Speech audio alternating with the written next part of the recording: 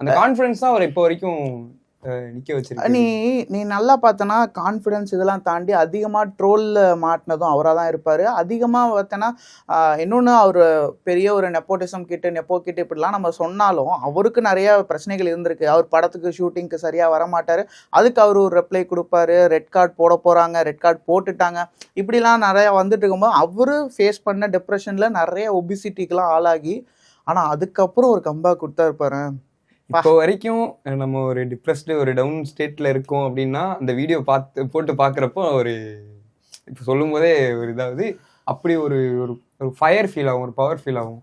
Again அங்கே வந்து அவர் அந்த வீடியோலேயே ஒரு டைலாக் வரும், பார்க்க ஸ்டைலாக இருக்குல்ல, உள்ள எவ்வளோ வலி இருக்குன்னு எனக்கு தான் தெரியும் அப்படிங்கிற மாதிரி.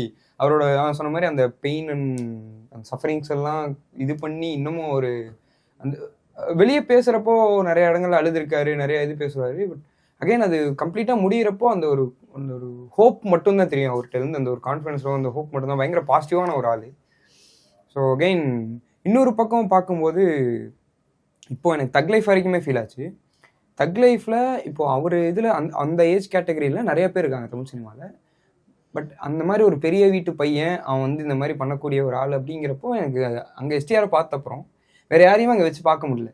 படங்கள் வந்து மிக்சரா அது இதுன்னு போனாலுமே அந்த அவருடைய வேலை நடிக்கிறது, அதுவும் கமலுக்கு முன்னாடி நடிக்கிறது அப்படின்னு பாக்குற பட்சத்துல கமல் சாருக்கு ஒரு இணைன்னு சொல்ல முடியாது. பட் ஆனா அதை ஆக்டிங்கை தாண்டி அந்த ஸ்கிரீன் பிரசன்ஸை கொடுக்கக்கூடிய ஒரு ஆள்னு வச்சுப்போமே. இப்போ கமலை பார்த்துட்டு அதே அட்டென்ஷன் நம்ம அங்கே எஸ்டிஆர் கொடுத்துருப்போம். ஸோ அதை இழுத்து வச்சுக்கக்கூடிய ஒரு இது அவர்கிட்ட இருக்கு.